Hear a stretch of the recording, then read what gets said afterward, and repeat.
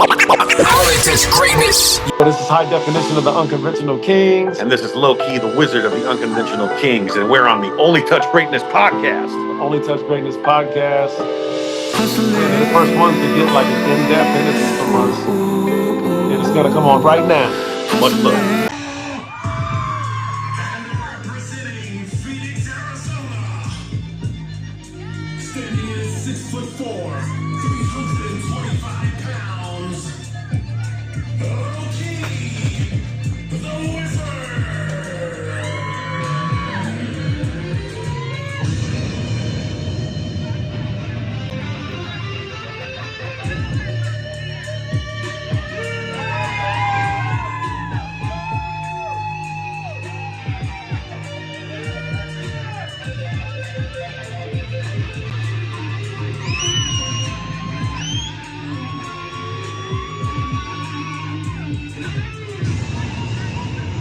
Unconventional Kingz, motherfucker. Coming to you, Mexico, make some motherfucking noise for yourself.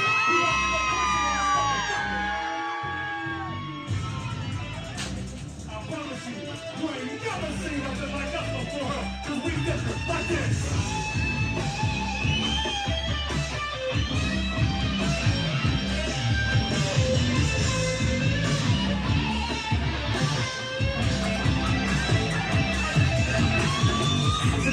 Coronation. Here's a little something about these things you facing. We don't give a damn about the food you tasting. Cars you driving, money you wasting. Do with that, I mean we do that too. Same time, making better music than you. Up in the kingdom, making music with deal ones. This shit ain't gonna last. It's stuck in the kingdom. Gotta be more, man. This is we coming. This is we running till you get to the all in. It's how we falling, like the way we always. It gotta be calling, all gas is pumping. Follow the all in, nails off on the ball, and ass off on the car. Gotta run it all. You can't see the 80 minutes of the wrong. You got the top, you people are ballers.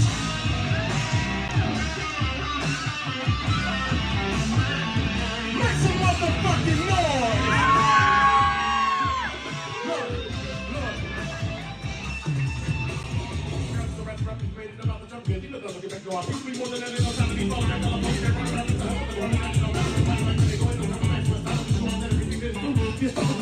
We ain't all shit, no that's the old shit. Built up each other's living in hospital, young men, living on the pussy broke it. Got to own this, take control it. We got the phone in, act like grown men. You know, right, I ain't saying no go to it, but it's all over, man. Everybody gotta live. Everybody got kids. While we live in a world without live.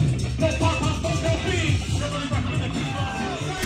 You're tuning into I Only Touch Greatness podcast, Vancouver's best show with Ryan Hayes. Often imitated but never duplicated, I Only Touch Greatness podcast with Ryan Hayes. It's lovely, man. Hey, I just want to say this right now, since we about to air. Unconventional Kingz, motherfuckers, is finally on dope, the motherfucking show. Man, it's crazy how that phrase is catching on, man, because it actually was just a part of a song that I said. We got a song called USA where we saying some stuff in there that, you know, is really offending both sides, I think. And I just, in the hook, I was just like, man, Unconventional Kingz, motherfucker. And it stuck. Like we got like 60-year-old ladies walking up to us at shows, just like Unconventional Kingz, motherfucker. And I'm like, wow, man. They like, we say it in front of our kids and everything. It's crazy. Right, yeah, we've been meaning to do this for a while, so we're thank you for finally making this work. So right. I've watched episodes of your guys' show as a fan before I had ever even wrote anything or did anything. You know what I mean? So I'm really aware of everybody that you guys have interviewed. I know that, you know, there's some select company, you know, for you to bring us on with Crooked Eye really early on was, you know what I mean? He gave us some wisdom, you know, let us kind of know we was on the right track. So we're appreciative, and we're so honored that it's finally us. We gonna talk about us for a minute now. Yeah, that's for sure. Right, and that's the thing, man. And that's the thing. This is all comes with blessings for real, because just having that energy, just knowing that y'all was watching it, and I'm just like, damn, it's dope, because we all, you know what I'm saying, we're coming to something that is never been done before. It's been like something that people need on podcasts. So, and just having y'all, you know what I'm saying, as that, you know what I mean, is great because people gonna be like, oh shit, them bad motherfuckers was on I Only Touch Greatness. But like, hell, motherfucker, yeah, they were. Man, I know that's I'll let him react to that. That's mind blowing to me. We had somebody say that at a radio station recently, so that's crazy to hear. Yeah, that's wild. Yeah. That's true. So, okay. Well, first question I got for you is, when did each of you guys get into music and want to start taking it seriously as a kid? I was like, I started messing around with instruments when I was like 9 years old. I wanted to be a drummer because that was the only thing I could do naturally was I could like separate my limbs and like keep a beat. But my parents said, nah, you got to play something with the volume knob. So my dad busted out his old dusty guitar and amplifier, and I started playing around with that. It wasn't until I was about like, I think like 16 or 17 where like I started to see like enough growth and I started taking it more seriously and I had more time to sit there and like play and like learn that I really thought, well, there's a possibility that I could, eventually do something down the road or whatnot. But yeah, it was pretty young. I started music in March of 2020 during COVID, man. I've always been around music most of my life. And as I say that, I'm getting a call from Travis O'Gwen. Can you guys still see us? I can see you, yeah. Okay. Getting a call from Travis O'Gwen. Sadie, do you have Travis's contact? Mm-hmm. Can you tell Travis that we're on an interview with Only Touch Greatness podcast, and then I'll hit him in just like when we finish. That's I'm sorry just about like, that, y'all. just happen stuff like that. You know what I'm saying? Excuse me real quick. I'm talking to another boss. You know what I'm saying? That's when you're getting good. You know what I mean? What you're doing. You know what? You should and what's crazy is that you would never, ever, ever not get Travis's call. But he also, I know if I was one of his artists, he wouldn't let me interrupt an interview to go take a call from somebody. So we're not doing it to y'all either. Shoot. That's right. But what I was getting ready to say is that I've been around music my whole life, man. My parents were professional musicians. My father actually, they started a band in 1963. They had two separate residencies, one at Caesar's Palace in Vegas, one in Lake Tahoe, Caesar's. He used to do a show called Elvis in Living Color as a black, he would never be an Elvis impersonator, but like a tribute show. And he was a world-class guitar player, and so in March of 2020, me and this guy who had been working together, we've been working together at a job, and we had shared our appreciation of different kind of music, and he would beat on trash cans and I would rap verses that my favorite MC, tech stuff. Yeah. And so COVID hit, and he was like, man, I'd do it with you. So in reality, man, he's the one that's kind of taking the chance because he's a seasoned musician, you know what I mean? And I'm like, hey, man, I think I can rap. And I think I can carry a tune, and you know what I mean? So, March 2020, I wrote my first rhyme. It was on a song called All We Need Is, or what was it called? All We Need Is Love. All We Need Is Love. Yeah, it was called All We Need Is Love. And the bars were about COVID and being separated from your family and all that kind of stuff. And that was the first time I heard my recorded voice ever. And I recorded it on this Shure internet microphone in my car. At the like right in front of my steering wheel, like trying to be as quiet as I could, and I rapped the verse on there, and I heard it, and then after that, we did that on an iPad in my kitchen, with no, obviously, terrible place to try to record any kind of vocals, terrible place to try to record anything, but he plugged the guitar in, and we found a little connector, and that's how we recorded the song, and then shortly thereafter, I turned a room of my house into a studio. We had several different iterations of the studio to where we have it today. And I learned all that music through him. I learned it through Lex Scratcher, Tech N9ne, people that I knew in the music industry that just kind of helped accelerate and help me break the curve a little bit. And seeing that this is also a sports podcast, did either of you play sports growing up? Yes. I played everything under the sun, and I still do play everything under the sun to the best of my 45-year-old bones. Yeah, beer league. What's that? You played beer leagues then? You know what? I played U-Trip and I played ASA softball for a while. and at high levels where the guys start taking it super seriously, and guys want to fight and stuff like that. They got to test the bats and make sure the bats aren't shaved, and all that. But yeah, played everything, and we watch. Man, he's a Cardinals fan. He's an Arizona Cardinals fan. He's an all Arizona sports team fan. I'm an all Kansas City sports team fan, with the exception of basketball, where I like the Suns, because we don't have a basketball team in Kansas City anymore since the Kings left way back in the day. I know. No, I know I heard that B-Style was going to slide on us. Yeah, I expect them. I talked to him about 20 minutes ago. I know. I text him, right? And this is the thing. I text him. He didn't pick up the phone. And 9 times out of 10, when he don't pick up the phone, he's mad busy, or he's doing something. He's going to, just all of a sudden just come up and pop up. You never know with him. Yeah, I brought him up. I brought him up because it was just along the lines of something that you had asked me. He was one of the first guys that I saw write verses to rap in Kansas City, because we were living together, and he did music for real. It wasn't even anywhere near my thought process of anything I was doing. I was a business owner. I was like young entrepreneur type dude. I didn't know anything about a studio at all. But yeah, B-Style, that's the reason why he chuckles so hard now when he watches this with us. He came out and saw us on the tour that we were on with X-Rated.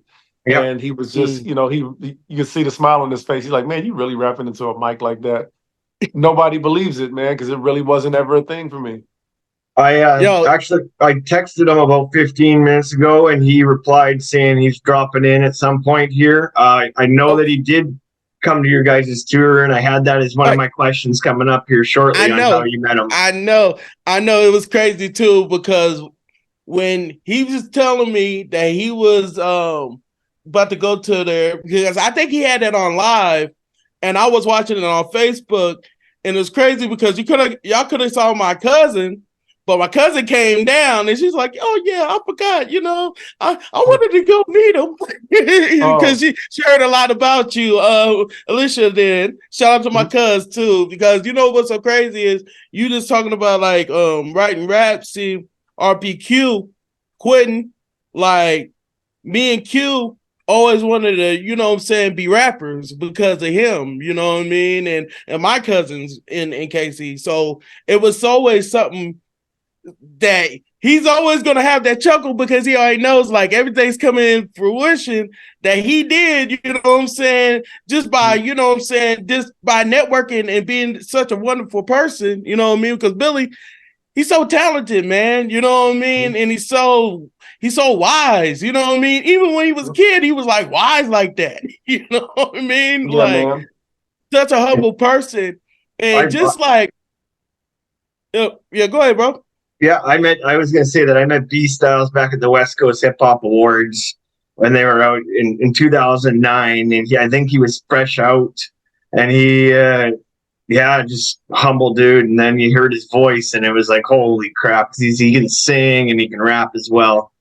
Right. I mean, he got it from church. We all got it from church because, coming from where we're from, at the end of the day, we used to sing in church, what I mean? And also, all of our families had a talented background, including myself. So at the end of the day, with Billy, Billy was the older one, but also he was just so much talented, because he was good at grabbing, everybody with his voice, because he can rap, he can sing, he can play ball, he can play, football. And look, he's right here when we're talking about him. Yeah, I know. He can do everything, right?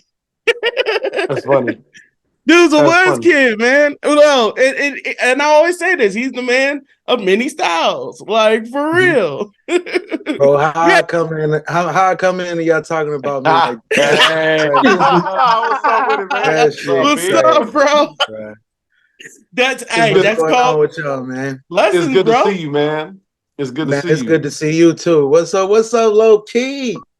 What's up, B? Hey, you got low key, you got high def, you got man of many styles. Billy was that billionaire, Billy on air. Yeah. So I'm saying, the new. So if y'all don't know already, the new moniker is Billy on Air. I didn't know that. Now I know. If you say it fast, you'll understand. I know. I get it, billionaire. Billionaire, right there. That's even wonderful. But no, I only got a few minutes, but I want to pop in real quick and just say a couple words. You know what I'm saying? There's a couple things that I didn't really get to say last time I saw Herb. Herb came out here to Oregon, bro, on a tour, and I drove 3 hours after I just got through making some shirts and everything else. Like, Herb already know me. I'm always on the grind. But like, I was like, bro, I'm coming. He was like, man. And I was like, I gotta come because this is the first time I ever seen him perform as high definition. Like, so there's a difference whenever I call him by his real name, because that's my brother.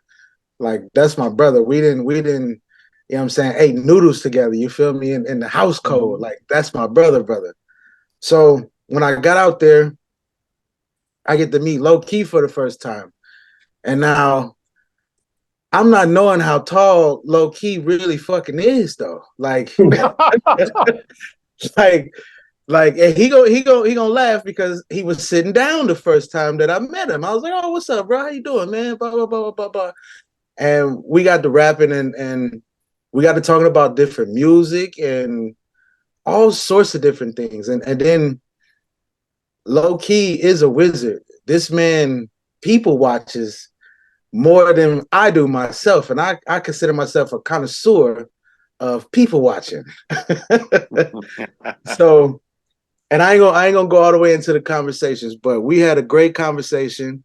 He graciously let me name one of his guitars, Tina Turner. Long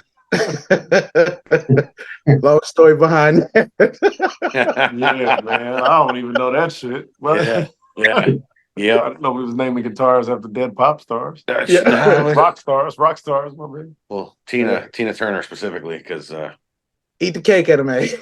yes. Oh, no. And plus, she's a little beat up. Yeah. Oh, Nice one. Hey, B, one thing too, you see I got your shirt on. Oh yeah, I do. Perfect. Yeah, it is crazy too because I was wearing the sweatshirt that what's his face ordered too. Shout out to Keith. You know what I'm saying? Of the Circle of Boss, Circle of Kingz shit. I was like, damn, I forgot to wear it. It's all right, but I'm supporting somebody some other way. I appreciate y'all. This is the last thing I'm gonna say on this note. Then I'm gonna let y'all get back to it.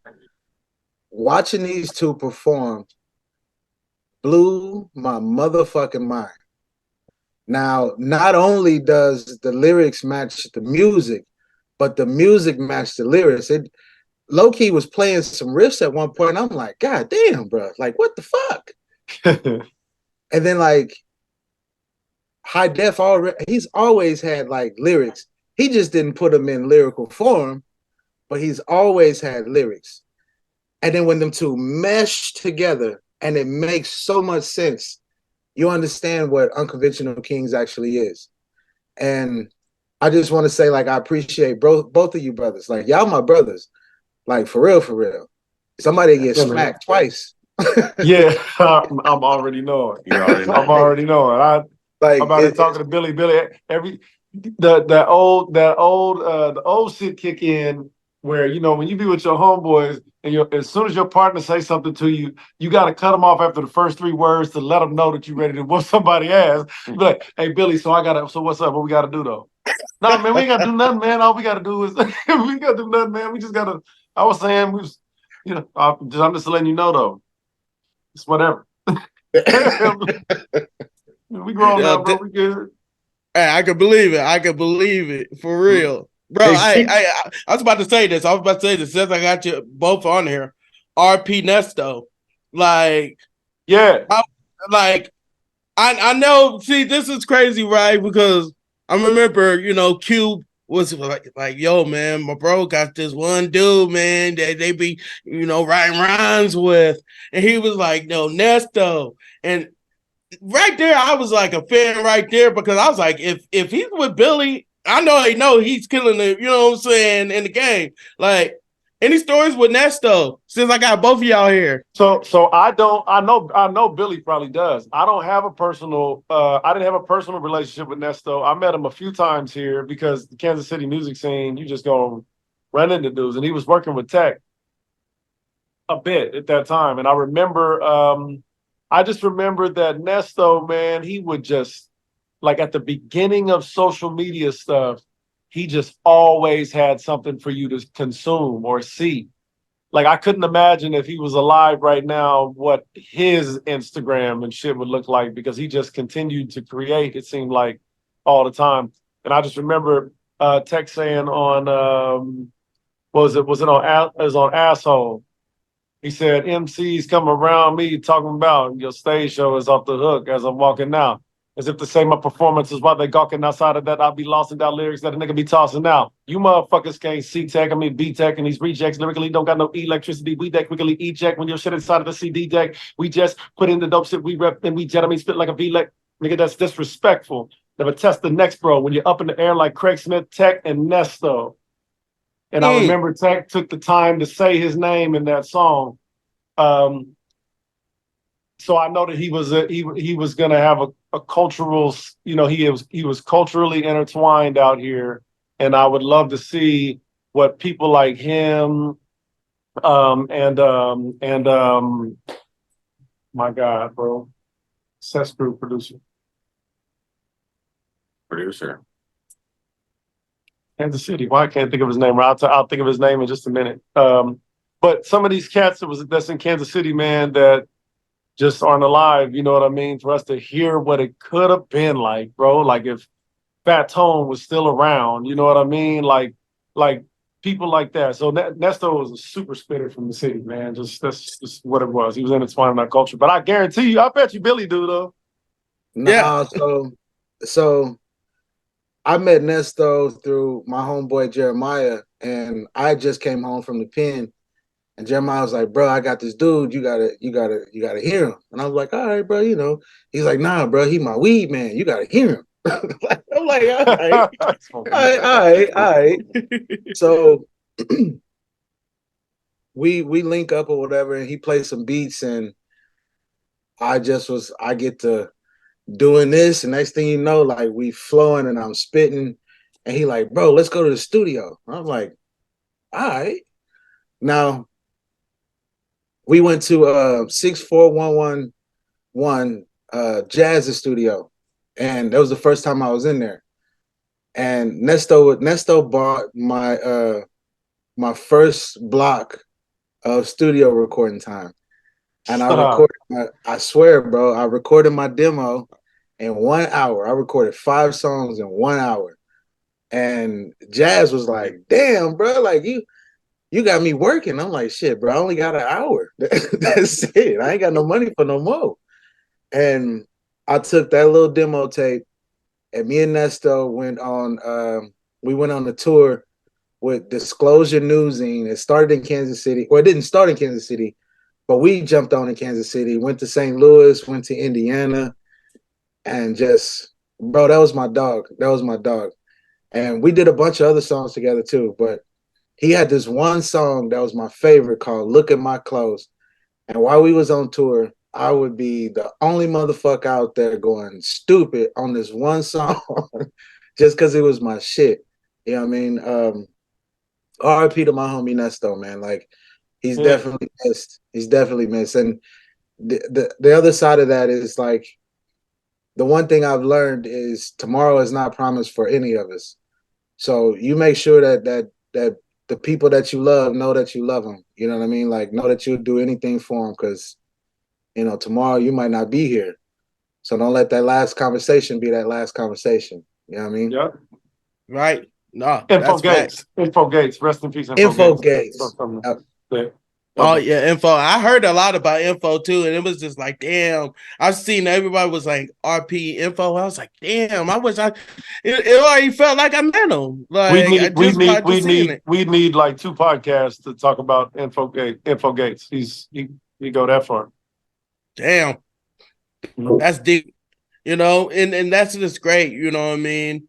Just coming for where all of us come from, like with music, it takes us always back. You know what I mean? Like back to like Yo MTV Rap days and Showtime at the Apollo days, right? Yeah. What was some of y'all's favorite moments that inspired anything in music with those shows? And what was live music that made you want to do music? I mean, watching The Song Remains the Same, which is the documentary style film about Led Zeppelin playing their first show in Madison Square Garden in New York in 1974. And just seeing the four of them get up on stage and just play it raw. They just play it all raw. You hear all that production, all the production and all the songs in the studio albums, but then when they get up on stage, they just kept it like super raw, and the energy that they created was amazing, and the way the crowd interacted with that energy, that's what just hooked me. And it was just like, that's what you got to do. That's what I want to do. I want to do that. Mine's probably my pops more than anything. If there was like a music moment, not one that made me want to do stuff, but my favorite musical moment of all time is Michael Jackson hitting the moonwalk at the Motown celebration, 25th Motown celebration. When he told them that he would do the show, but the only way he would do the show is if he got to do a solo set, and then he hit that everything was just. It's one of the most magical things ever, and I feel like as far as music goes, I live for that. Even in our shows, there's certain parts of the show I can't wait to get to because I know somebody in the crowd is going to get the essence of who we are that night. You know what I mean? They're going to hear us talk about issues that are important to us. They're going to hear us talk about sex, and they're going to hear us talk about partying. They're going to hear us. You know what I mean? They're going to get a like Crooked Eye said, a real well-balanced meal stylistically, and you know what I mean, and in regard to the content, but it's because of what he just said. He just referenced, we both just referenced legendary artists when we were talking about something that was memorable to us. And I think if you have that kind of mentality when it comes to whether you're making your records or it's a video or whether you're performing live for them, you're trying to create something like that, right? You know what I mean? You hope that at some point somebody's going to see something and you just had that goosebump moment where they just like this so much that they got to make sure that they hold on to it, type of thing. And I felt like that happened with me when I saw the Michael Jackson thing. And I was like, man, and right after that, they went on a tour. And where was I at? Sitting in an expensive ass seat that you shouldn't be in when you're from the ghetto, you know what I'm saying, at Arrowhead Stadium watching Michael Jackson moonwalk. You know what I'm saying? So, but yeah, that's it for me in regards to that. I mean, watching Tech N9ne just thrill, venues full of people, thousands of people for the last 20 years. I mean, that's another thing, man. That never gets old to see him walk out on stage and the spectacle of the fact that there's still people that have never seen what Tech N9ne looks like and they've just heard it. And then all of a sudden he's, rapping to a machine gun. You know what I'm saying? Like those moments, people remember it. And when I've taken people to shows over the years, there's something maybe we can get into later on, but like the experience of us today, I mean, I don't know if you guys know that you're talking to us and we're in Kansas City right now. We're in Kansas City because we're at Strange Music, Strangeland Recording Studios, finishing up a lot of songs for a project, but going way back, like I was one of the original people that were around for that, and I was one of the people that were going out and buying 10 CDs and giving 9 of them away to people that never heard it before and all of that kind of stuff. So let's take them even farther back, because a lot of people don't understand. When I be saying what I be saying, people don't really be listening. There used to be Chris Calico, Cut Calhoun used to work at a place, and the DJ was my homie, DJ Prozac. And I used to go up in Satin Dolls. I used to go up in Satin Dolls and be up in the DJ booth. And this was before I met you. Mm-hmm. And then when I met you, we went in there and I was like, oh shit. Mm-hmm. I wasn't even supposed to be up in there. Herb been around. High Def has been around for decades. Before it was a musical thing, like he's been on the scene and in the scene. He's been the Kansas City Cat, like for real, for real, for real. Damn, he's the first person that said that. Hey, I already got I told Low Key on the next project there has to be a section of the album called "The Tales of the Kansas City Cat." Hey, and I don't know if I can tell them stories, bro. I don't know if I can tell them fucking stories. Well, the one question I wanted to ask you, as you were saying all that about tech and stuff, the question I wanted to know is how did you guys first link up? It was the first time that we linked up where we became aware of who the other person was in 2002. It's either 2002 or 2003. And like B Style just said, Chris Calico was the MC at Satin Dolls Strip Club, and I moved into this house in Raytown, Missouri. And one day I walk out, and nobody had wrapped vans and shit back then. You know what I mean? Like they just didn't, except for Tech. Tech had like 4 vans in town, and they were wrapped with angelic stuff or whatever. And I move into this place, and I come out. I still got boxes and shit in my living room, and I come out, and the Tech N9ne van is parked in front of the house next door. And as I'm walking out to my car, like I'm a fan already. Like I've been a fan since '94. And you know what I'm saying? So I walk out, I'm like, oh my God, like why is Tech N9ne's van next door? And people didn't know what Tech looked like because it wasn't no internet. And it was hard to know, you know what I'm saying, even though he was in the town. So as I'm walking to my car, Chris Calico come out jogging to the van. They're getting ready to go on like a small a run in the Midwest, 5 or 6 shows. And I stopped him and he exchanged, we talked real quick, and he realized that I like knew the music for real. Like I was somebody that knew the music. And so they went off and did their show. He comes back. I see him the next day. He says, hey, have you ever met Tech before? And I'm like, nah. He's like, why don't you come down to Satin Dolls tonight and I'll introduce you. And I went back to the VIP. I had 2 girls with me at that time. I was, young and promiscuous guy. And I had 2 girls with me at the time. And then I sat down and another girl came and sat down. And right about that time, Tech walked in and he came over and he was like, hey, nigga, who are you? I see you got all these motherfucking girls around you. I know why the girls are with me. Why you got all these girls with you? Like laughing, you know what I mean? Not like a jerk. And I said, you get pussy because you famous and I'm famous for getting pussy. And that was how we met. That was literally our first conversation. And we've grown since then, mature adults. But no, I met him in there. We had a friendship. Like, so I was a knucklehead. I was 20, dude in my early 20s, you know what I mean? And young baby and all of that.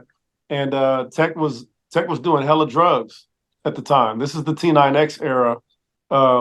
He was doing hella drugs. It was the parties were crazy, the shows were crazy, you know what I mean? It was absolute power era leading into Ever Ready. So that 4-year span of like nothing but touring was wild. So during that time, you build some bonds and some friendship through there, but you really find out who got character and who doesn't. And on several occasions, Tech just said to me, man, I don't care about none of this stuff, man. I care about getting my music to the world. Like I think my music's gonna do something to the world. And me, I wasn't in music at all. And I was just trying to tell him that I thought I had all this talent and that I was supposed to be this, that, and the other. So over the years, I would share my goals in the industries that I was in. And at the end of the year, I'd send him copies of my W-2. Like, yeah, nigga, I hit it. Plus this percentage. I'm gonna do this next year. So we were always just kind of holding each other accountable that like, nah, man, we're gonna keep going up no matter what.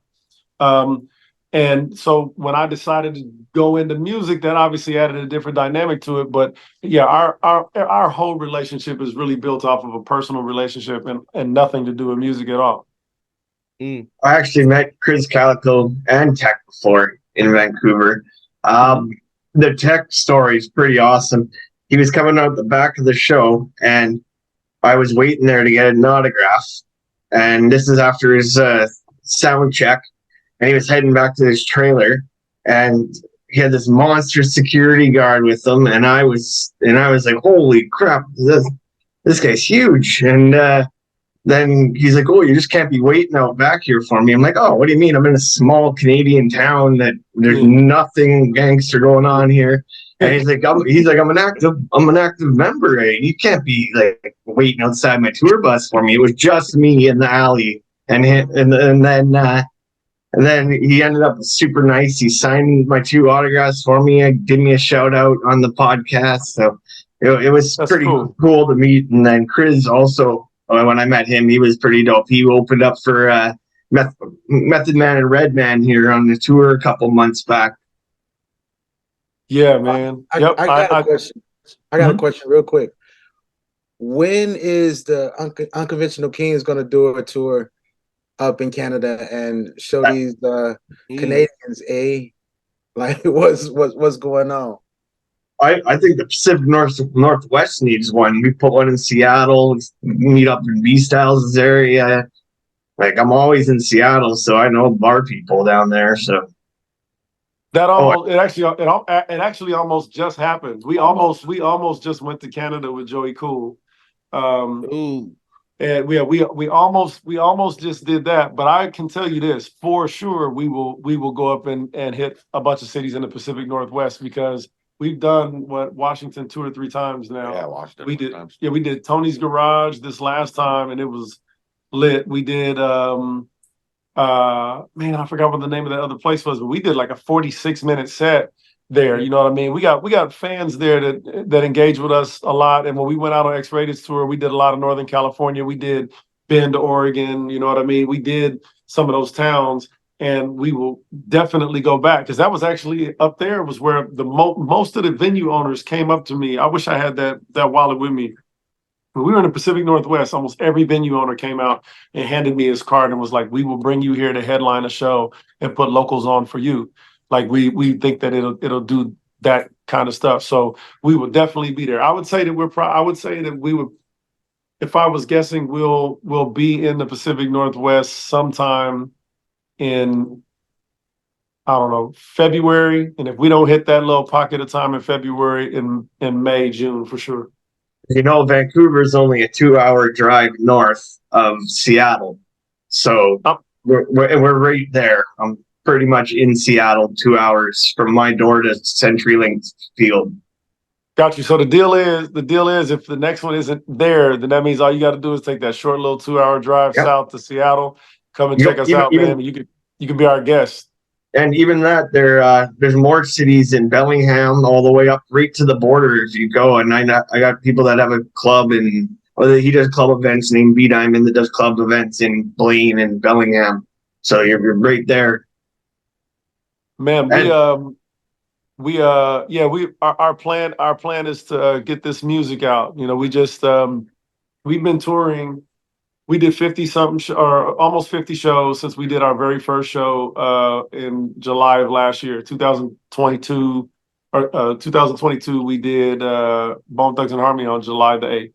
Yeah. Since then, we did almost 50 shows, and that's really been on unreleased music and music that is on an EP that we have called Clear and Conjured. That's going to be a re-release, and it's going to be nice now to get some of the stuff that we've been working on for some of it over a year, you know what I mean? Some of it, but you know, a short period of time. Like we just did, like right now.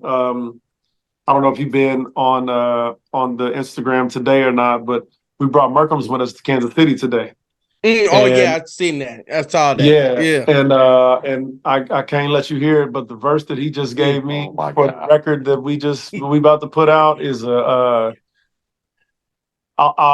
bet you can't get it out of your head when you hear it for the first time, man. It's we are honored to have him come here and do this, but we've got a lot of music. This first quarter of 2024 should be pretty flush with music releases, videos for us. We went to the road first. A lot of artists try to build some internet following and just hope that it translates to the road.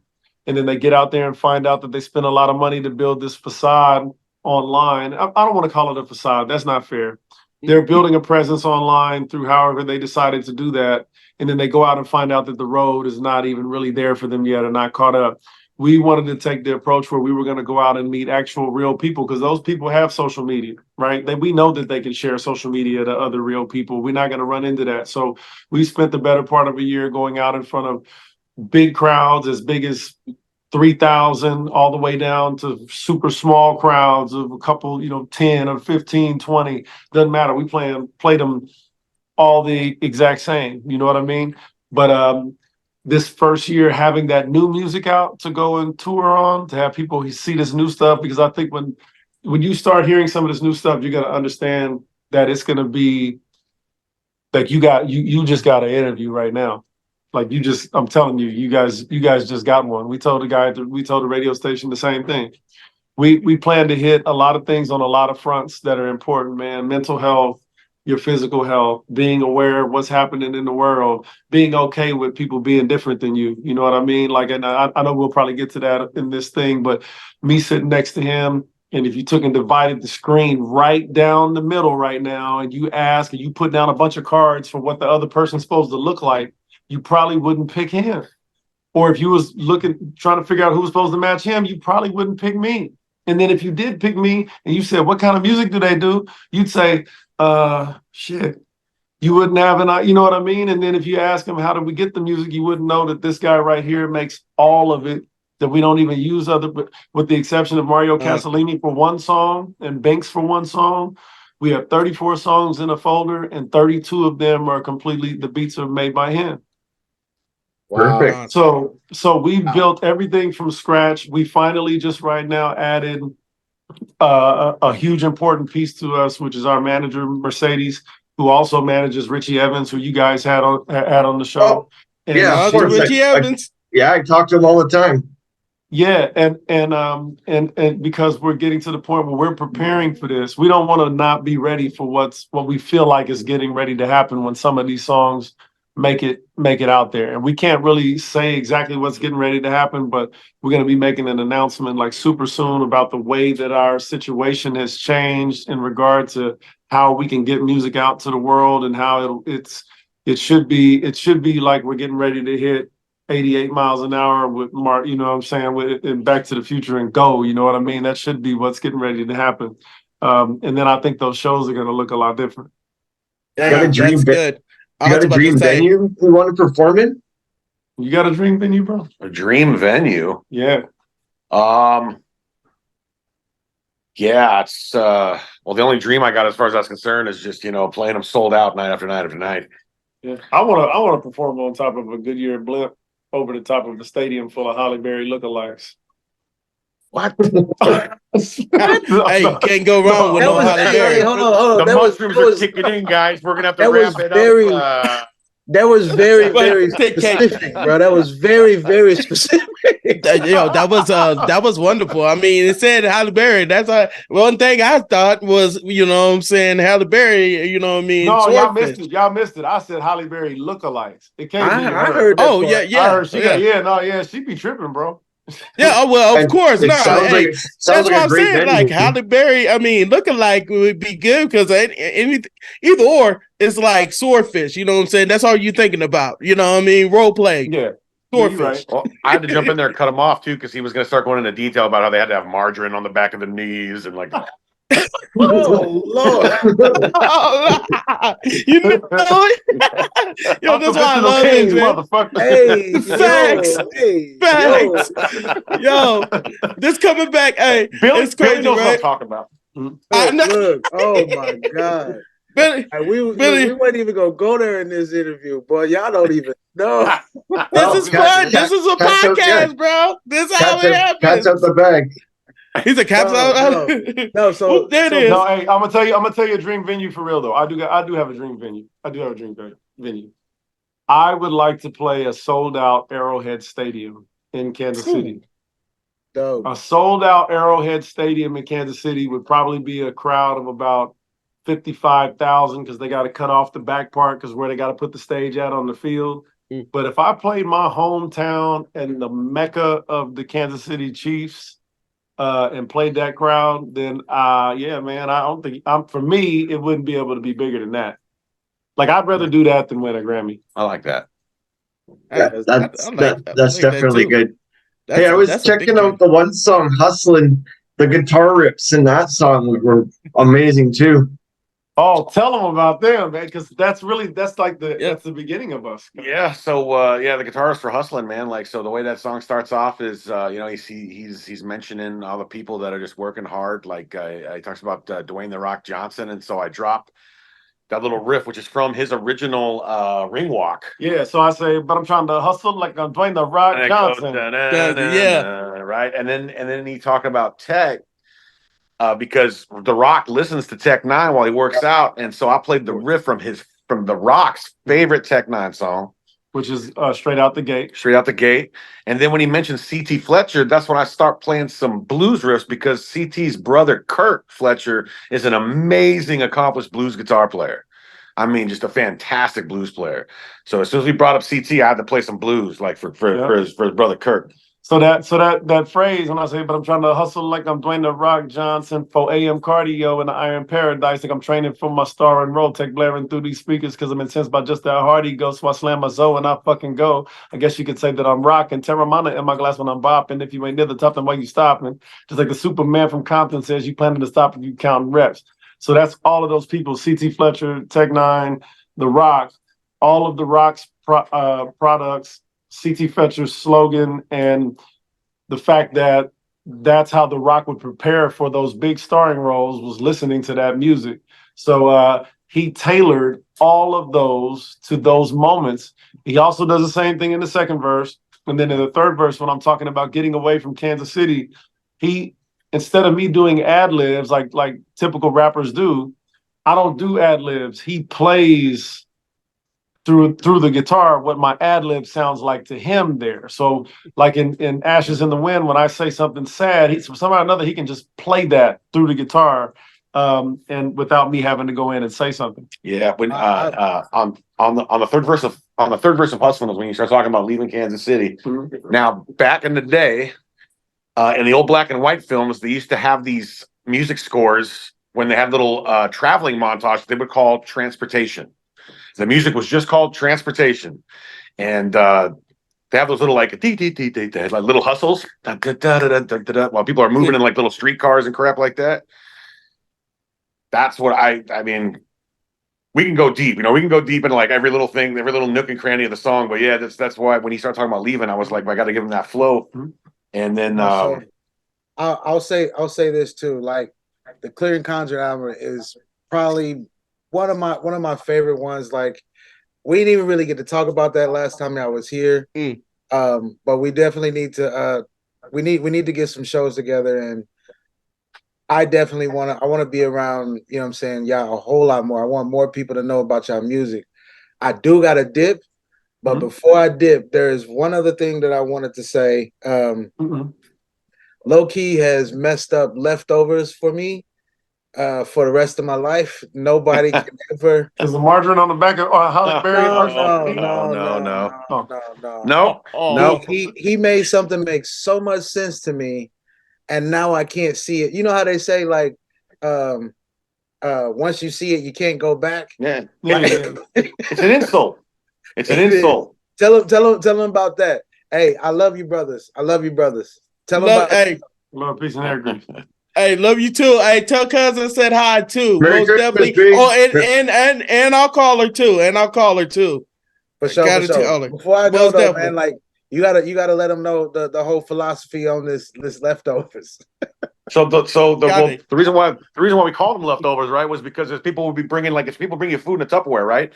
If it's like, hey, it's the holidays, I'm gonna swing by your place and I'm gonna bring this food in a Tupperware for you. I would probably uppercut that shit right into your face because I'd be like, oh, what? I'm not good enough to sit at the table with your family? Yeah. That you're going to bring me a Tupperware with some food in it? I can't sit down and enjoy everybody's company? But what if you're busy? Right? Yeah. And so now, if you're going to bring Billy some food in a Tupperware, just wear a vest. Oh, man. Wear a vest. Yeah, I promise I'm snapping. Loki said it got to be a fresh dish. Ain't nobody touched it yet. Yeah, see, I got to be sitting at your table. It ain't delivered with you, with the family, man. That's okay. So, hey, man, but good to see you, man. Good to see you, Billy. Peace, y'all. Good to see you. Love you, brother. Hustling. You already know we're proud of you, bro. Oh, for sure, for sure. I appreciate y'all, man. Peace. Be well, man. Peace. Yeah, hustling, man. Hustling was a important song because if you look at our logo, man, if you look at the logo, the U and the K, obviously Unconventional Kingz, right? This shirt doesn't have it on there, but on our normal shirts, the AZ, the K, and the C will all be a different color because I'm from Kansas City, he's from Arizona, right? We have a microphone and a guitar because predominantly that's what I'm doing.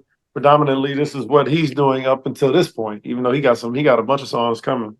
But the mic and the guitar and the way that they interact with the two of us is part of the concept of what Unconventional Kingz are musically.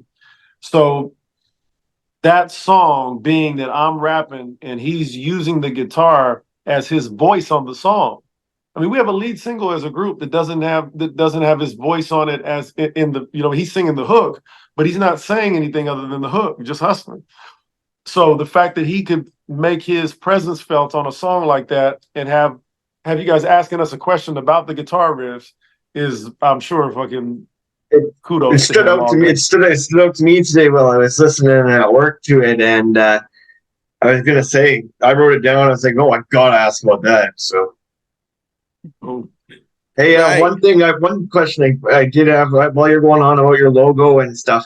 The question I wanted to know was how come certain letters were big in your names of your group and the songs sometimes, I think you just explained that by which ones were which colors, right? Yep, AZ and KC. We try to capitalize them and everything. Now we're starting to run into issues, and I just got told this by the label that certain DSPs, it will confuse them if we put capital letters in the middle of the name. So we may have to spell it traditionally on everything, and then on shirts and hats, and people that the fans will know what it means. Okay.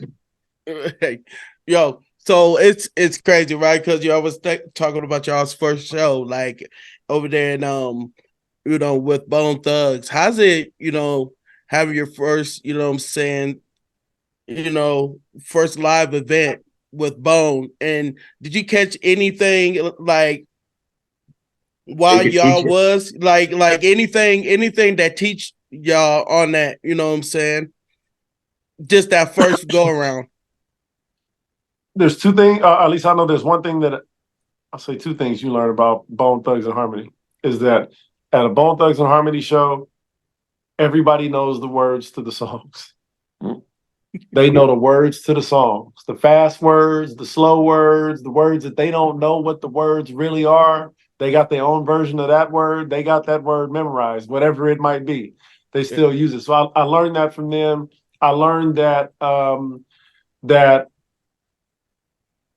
it's important to build longevity because Bone has had a lot of different iterations. You know what I mean? We had the era where Busy wasn't around at all. We had the era where Busy was almost like a front man to the group. You know what I mean? We've had members that, they're able to do shows without members sometimes, but it's because they have built a true fan base, like what you see with Tech N9ne. Like Bone is really interesting in the fact that they were able to take that and go to the mainstream, you know what I mean, and have diamond albums and stuff like that. So you can see that effect. And when we were coming out of COVID and they had a show at the Marquee Theater in Arizona, and Busy wasn't going to be there and all that kind of shit, and we found out we was on that show, we didn't know what we was going to expect. It was over 1,500 people at that show. Yeah. I mean, it was packed out. So you just learn, give your fans something that they can really, really connect to. And 20 years from now, they'll still be standing there and that motherfucker singing it if they're alive. I mean, I was only focused on learning one thing that night because I've been playing in bands pretty much my whole life, performing on stage and stuff, and we were opening up for Bone, and this dude never done it before, so that was the only thing that I was looking to find out was if my guy was ready, and he sure as shit was. Yeah, I forgot he was ready. Let me tell y'all, I never rapped before that. He had never rapped on a stage in front of people. I had never had a microphone before on the stage. Yeah, I never had a microphone and rapping his own lyrics, man. That was the first time ever. Hey, that's nothing like coming out. That's like in a sports wise, that's like coming out and scoring on your rookie game and burying one top shelf or something. Yeah, we went out there with no live vocals. Now I'll say this, man. He low key was committed to coming over there and rehearsing with me really like 5 nights a week for hours upon hours. I mean, we'd go through the set, a 25-minute set. Our first set we ever did in front of fans was 25 minutes long with no live vocals and with transitions and all of that. And he rehearsed with me for weeks on end, hours and hours and hours to figure out just how to get syncopated on stage and where I needed him to catch a word for me and all of that kind of stuff. So, but it had to be nerve-wracking because, like you said, he picked a guitar in front of people plenty of times. That was the first time I ever walked out and people were anticipating something that I had to say on the stage. Right. So, and y'all been in shows right now, you know what I'm saying, for like a year now. So how is it like just interacting with all these people? What one thing you know what I'm saying, or a few things that y'all learn on the road right now? It's just, it goes back to when we first started, right? When you agree to do something, we made a pact that we're gonna go and we're gonna commit and we're gonna do this thing. And when you shake your hand with your bandmates or your music partner, you are also making a pact with all the people that are gonna fall in love with your music. So learning that, like, when you go out there and you play, it doesn't matter if there's 5,000 people there or if there's 5 people there. We're gonna blow the friggin' roof off that place. Mm-hmm. We're just gonna wreck it because those 5 people were like, "Oh shit, the Unconventional Kingz," right? And so you just got to put on give them the show of their life, no matter what. And that's the most important thing that I've learned on the road is that, man, you just go out there and just blow that place up. Those 5 people are going to tell hundreds of people. Yeah. Yeah, the thing I found out that I love out there is that it's the strangers, man. It's really strangers that at the end of your show they feel like they know you for real. Like and we played shows locally, and people that are in our town, that had never seen us before would come up and give us pats on the back and all that. But going out in small towns, or even like, for instance, I think in Fresno, we were in Fresno, California. It was like maybe the 6th or 7th show on X-Rated's tour, and that was like the first place that when we walked out there, the way the stage was really, really high, and the crowd went all the way back to the bar. And when I walked up on stage and I had the crown in the air, and I'm holding this crown in the air and I'm looking around, these people are looking at me. These Cali fans who have seen everything are looking at me like, man, he better be getting ready to fucking say something. This motherfucker just walked out here with a crown on stage, So, but then when you do it and it seems like you punch them in the face, or if I see somebody that I think is kind of on the fence about what's going on stage, you can ask him. I'll hop down and rap directly to them. I want them to see that it's live. It's coming out of my mouth. It ain't no backup vocals. And what I'm saying is clear.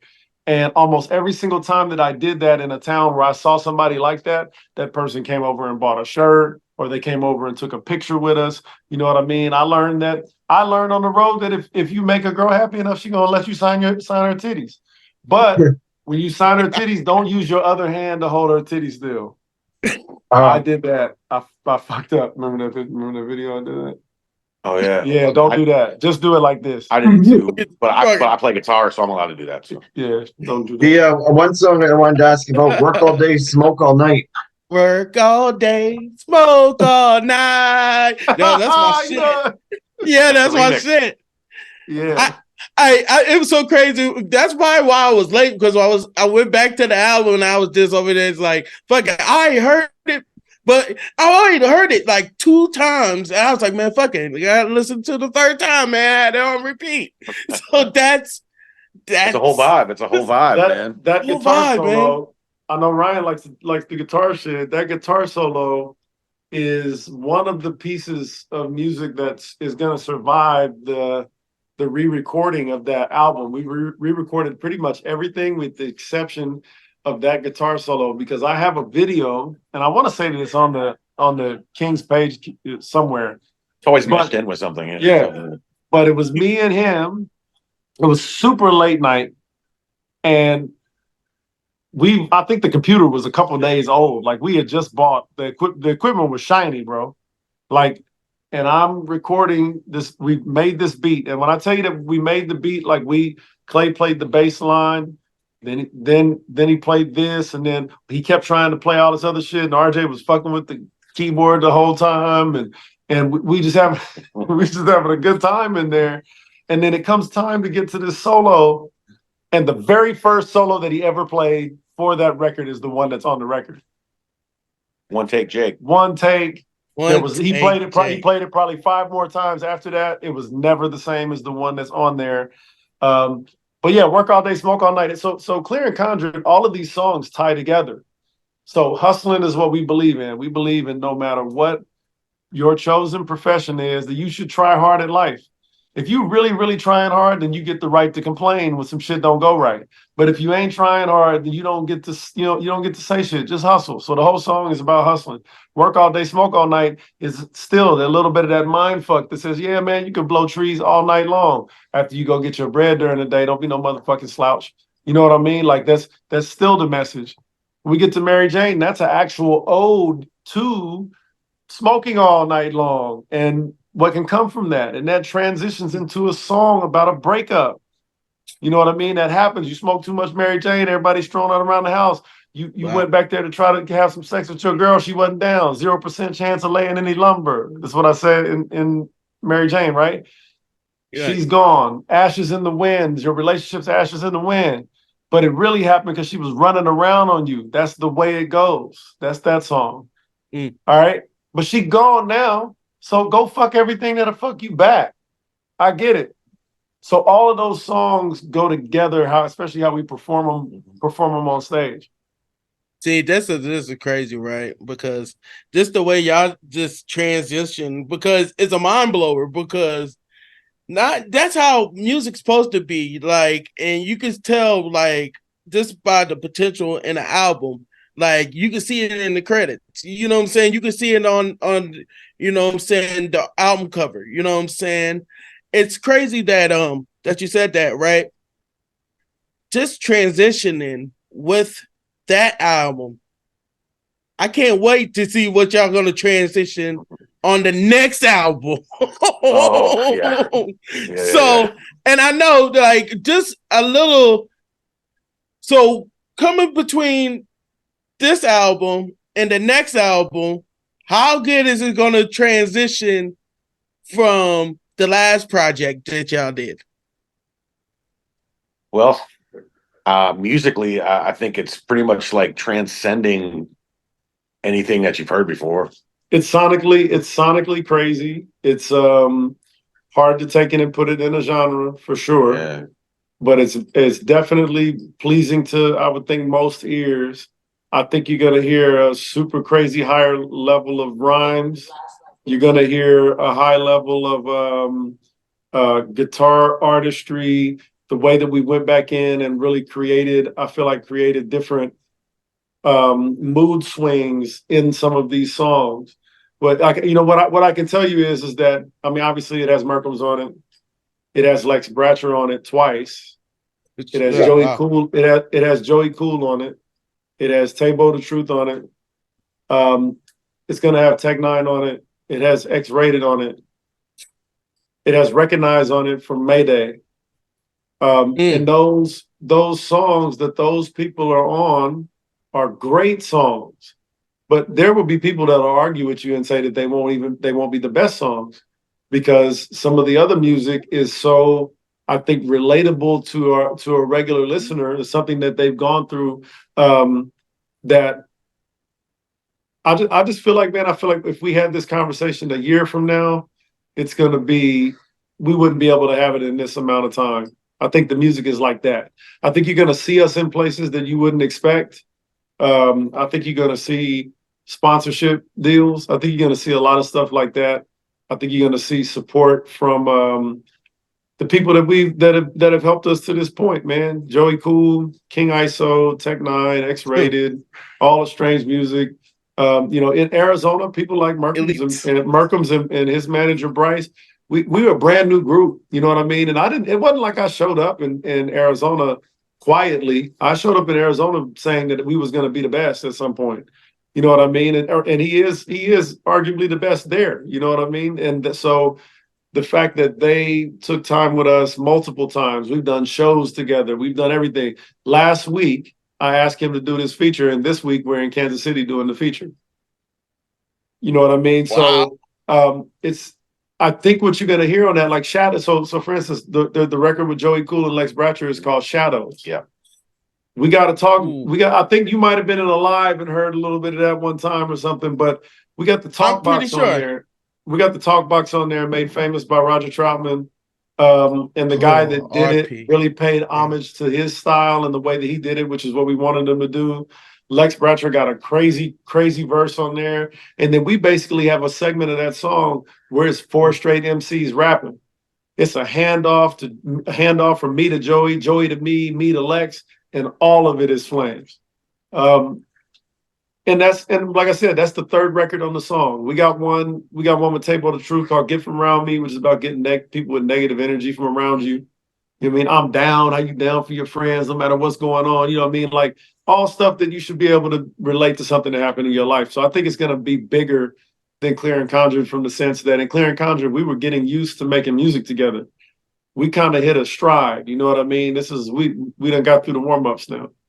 I heard Follow Rome as well. I wanted to say this though. With all those people you just said, Joey Cool, to Big Bro, shout out to X-Rated, and Lex Bratcher. Like, and it's funny, crazy, because when y'all was talking about it, I was like, that name sounds familiar. And I was like, oh shit.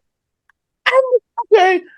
I've been had her on TikTok, and I was like, that was her all along. Like, how is it like working with Lex Bratcher? You know what I'm saying? You have a song also, Follow Rome is one of your songs. Yeah, because I remember like hearing an Eminem thing, and she just straight kills to this shit. Yes. Yeah. So he actually just did another record with Lex. Low-key just did one with her.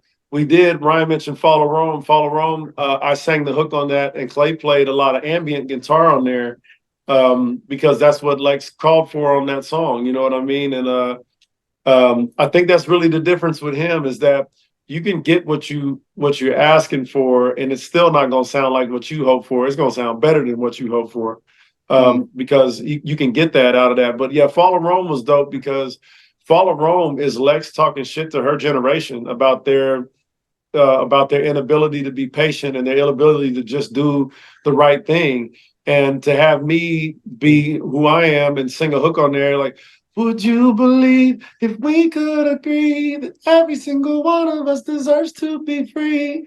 To say that is, and have her standing there and be like, yeah, I want that on the record.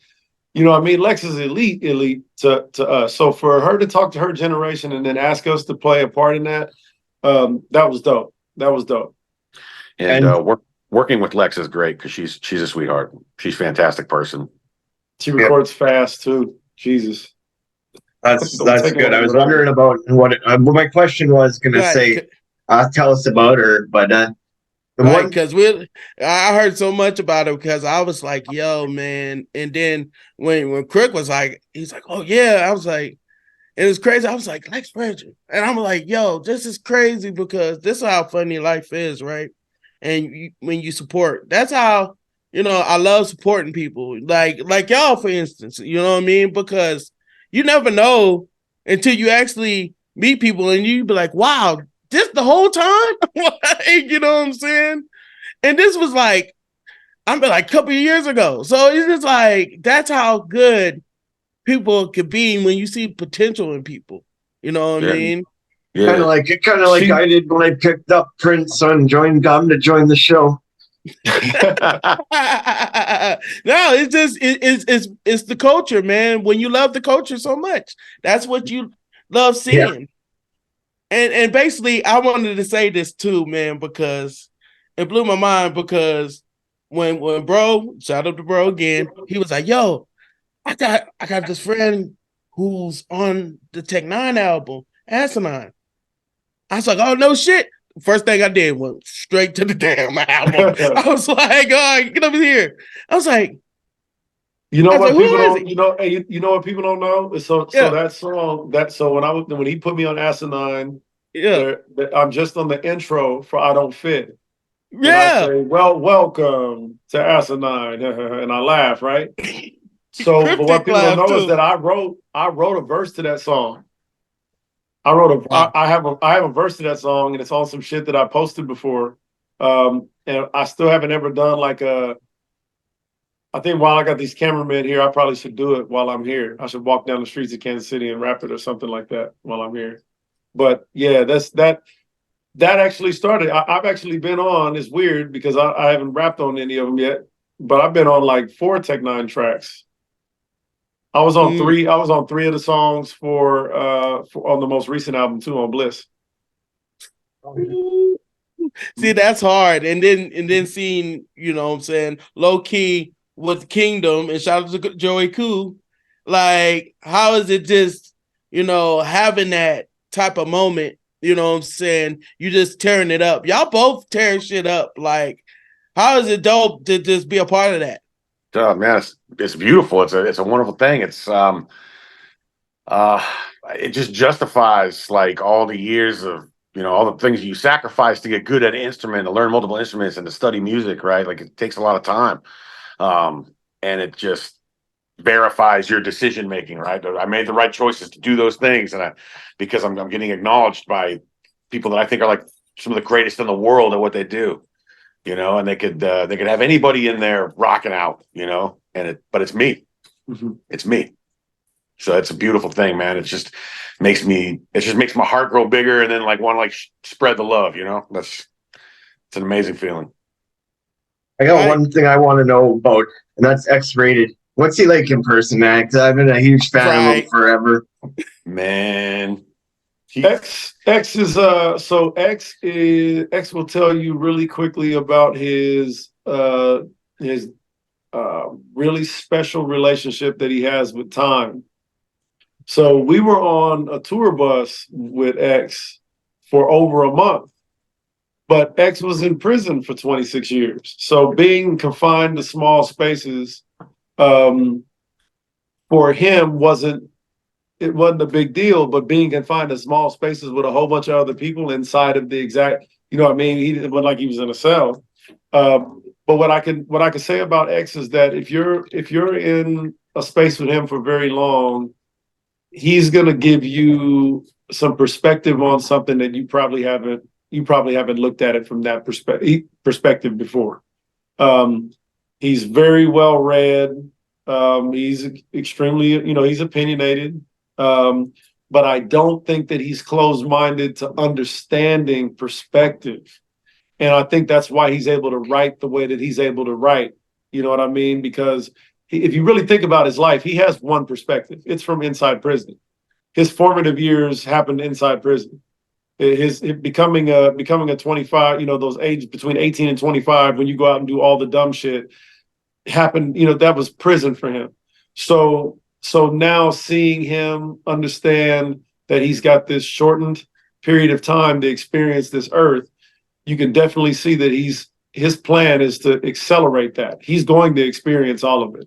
He's going to live where he wants to live. He's going to see the places that he wants to see, you know, and he's going to work hard enough to get there to try to do it. So you see that in him, and you also just you get a good glimpse at an interesting human being, man. He's an interesting human being because the persona that is X-Rated got created by a singular act for the most part in his life, something that happened in his life one time. He's confined to a space where he's got to tell a story about that life pretty much he's thinking he's going to tell that story for the rest of his life, right? He's not thinking that he's going to come out and be on an asinine tour with Tech N9ne in front of 2,500 people at some point in his life. He never thought that would be a thing. So yeah, it's really interesting to talk to him because like his situation, for instance, he's an exclusively signed artist to Strange Music, but he owns Blockstar. Blockstar is a label, right? He didn't have to go and sign to Strange. He wanted to go play on a championship team. That's literally what he said. He said, I want to go play on a championship team, so I know how to turn my own team into a championship team at some point. So we could relate to him in that instance that this is what we do. We know that we're in the building block stage of things. And fortunately for us, he wanted to help us, give us a platform to go and share that stuff with his fans. Yeah, I'm pretty sure he was just within the last year or so did a song with Hatch 86. He makes music videos out in the Bay Area, and I'm pretty sure X-Rated had a song. And of course, I can't remember it now. Well, I'm just finished smoking, but we just had a song mixed with X on it today. Yeah. We have a song with him called "I'm Free." It's got Kim Keys on it. She's singing just absolutely slaying the song. All the productions by Clay. It's really, really over the top production on the song, and it's probably the last time. And I bet you if you were to ask X this too, it's probably the last time you're going to hear him rap about becoming free. Because he's, you asked that question about him. What I can tell you about X, and he said this publicly and he posted it on his Instagram, is that now he has begun to go through the ultimate struggle of not wanting to perform music about killing people anymore. When your entire catalog has that in there in some way, but you're looking at your baby and you're looking at your woman and you're looking at the world that you live in, and you look around you and you go, man, that's just not the reality of who I am at all. You know what I mean? These people have decided that I'm this one thing and it's time for me to move on. So if you've never really, I'm sure you guys probably delved into it at some point, but if you go back into that record of Prayer in Hell and just look at it from how he's explaining just his perspective on time on that record, you'll hear it a totally different way. Right. Damn, it's crazy because it's just hearing that's to let you know how much growth he done had, you know what I'm saying, while just, tuning in with a lot of people and then find out that, you know what, maybe it's a good time to, transition and figure out what else I want to do with my life and show other people that, you know what I'm saying, you ain't got to do all that. You know what I'm saying? It's totally amazing. Like, a lot for of real. A lot of this has to do with him. A lot of this has to do not necessarily about that, but it's about who I actually already am now. I mean, if you really look at who he already is, he is a former active gang member, right? But right now, he lives in a nice neighborhood in the Kansas City area with a couple of Mercedes in his driveway, and he got a baby that wakes up on his chest every day, and he ain't nothing like a gangster every day at all. Right. Like when he left the studio today, he said, "Oh, I gotta go run some errands for mama." That ain't gangster shit, you know what I mean? Compared to what people want. So yeah, being a human. Yeah, he looks happy. Yeah, happy. Yeah. Dude. And that's what.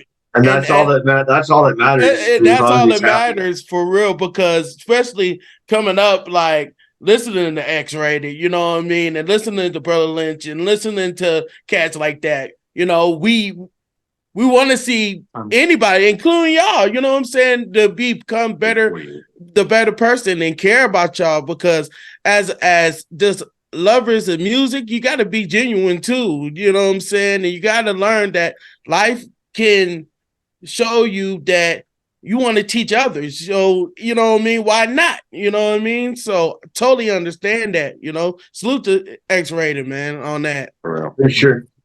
The one thing I wanted to know before we took off, because I got to wrap this up here at the top of the hour. Okay, what's it better being indie, or is it better being on a major? And do you have dream features that you want to have, or from either a producer, or who's your dream ones? I'm gonna let you do the dream features one, and then the other question was about being indie or major. Yeah, would you rather be on an independent label, knowing how good Strange is, but or would you rather make that deal? So what I think is, I think everybody's situation in this, it sounds like a boxed answer to start, but it won't be. But everybody's situation is a little bit different. But what is it that you need at the moment? So in other words, if I got a great product and I just got no way to get it, like I make the best pizza in the world, man, I guarantee you it's the best. How do I get it to enough people? Do I have the resources to do it? Because if I have the resources to do it, I got to be indie. I got to be by myself, try to work out a deal with the indie label that allows me to use some of my own resources, but use their reach But if I don't got any resources at all, and a major label is going to loan me the money, what's the difference in me getting the loan from them or me going to the bank and getting the loan? If they're in it and I got a good music industry lawyer and it seems like the people at the label are there to help me advance the product and it's not a crazy deal, it's something that I can fulfill in a certain amount of time because I'm building my business with the label the first 3 years and then I plan to go independent after that. I think those situations that if a major label is providing you something like capital or the ability to get something somewhere that you can't, it's like, do I want 100% of a grape or do I want 10% of a watermelon? You know what I mean? Which one is more? I just want whichever one of those helps me to accomplish it. And I realize that it's going to cost me something to do it. If me and him had a sandwich shop instead, and we opened it up in Scottsdale, Arizona, we got to get the word out some kind of way, right? It used to be we'd have to run a newspaper ad or a television ad or a radio ad or whatever it is. Now we'd have to buy some internet, ads or whatever it is. You're going to invest. So am I going to go get a major label to be a partner in that because I don't really have any resources to help me? Or do I have some resources and I can go to an indie label where I can partner with them on helping me get it out? And we have a shared interest in the result because of that.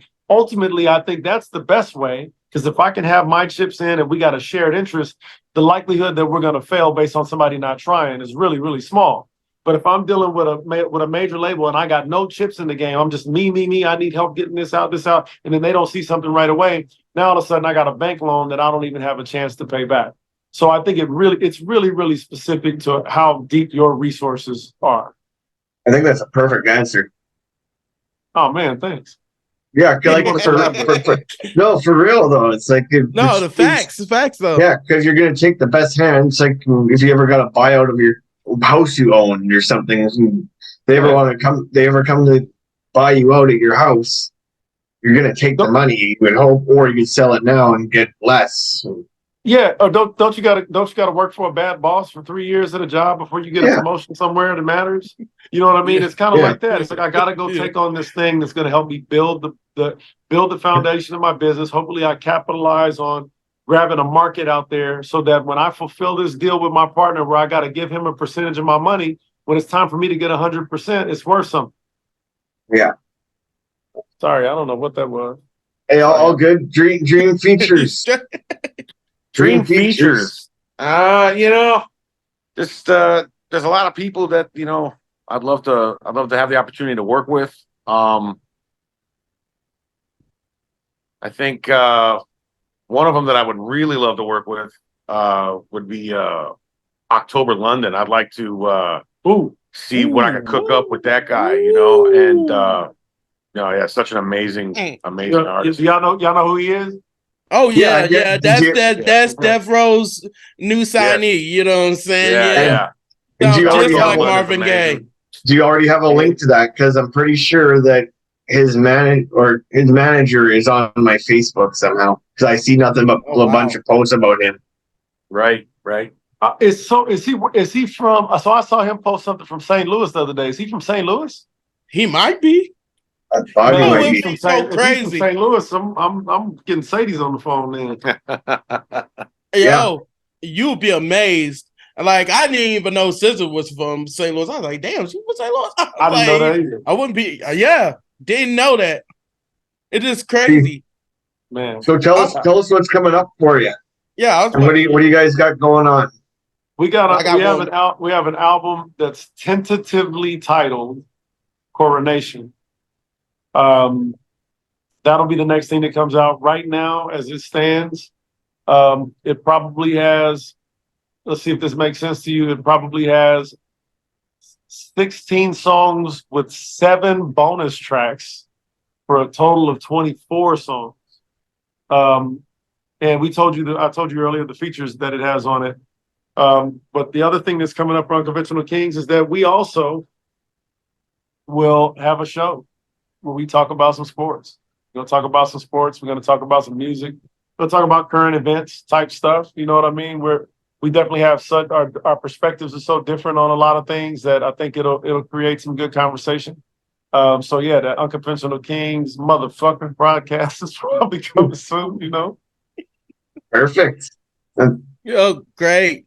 It's crazy because this y'all right now, you know what I'm saying, is like one of my dream interviews. Just having Billy, chopping it up with somebody that, is close to him, right?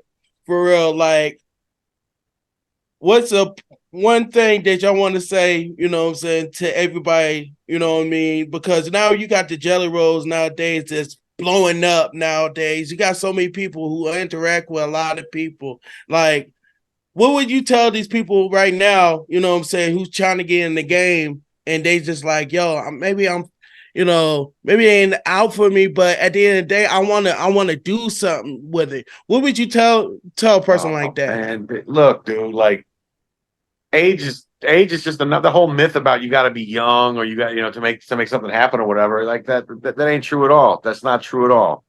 And you just got to stay focused on what it is that you're doing. For me personally, being someone that works with instruments, I'll talk to any producer out there, anybody that makes music, composes music, man, is you just keep doing what you're doing, because the reality is you're going to be a student until the day that you die. And if you keep that mentality, the way that you're just going to continue to grow. You're going to continue to grow and grow and grow and grow. And it doesn't, and at the end of the day, it doesn't matter what anybody thinks about how old you are, what you look like, or none of that shit, man. It's the quality of the product. If you love what you do, you're going to take care and make a quality product. It's something that has your expression and a piece of you that other people can vibe with and make their own connections with. And that's the most important part to me. I'm going to say to people, if a person means you no harm, then mean them no harm either. That's what I'm gonna say. That's what we Unconventional Kingz stand for. People being able to be themselves, even in a shared space, as long as there's love and respect for the shared space, because we're all weirdos. We all go someplace else and do something that we don't tell nobody else about. Whatever your thing is that you do, whatever that is, it's fine. As long as you ain't causing harm to nobody else, you can come to our shows and be yourself. Party with a bunch of people that's like you and not like you. Hear some dope music, but just understand that when we're there, we're literally there to entertain you. We're there to make you feel better than you did when you walked in the door. You should walk out on a high, and without regard for anybody that was in the room or how different they are than you.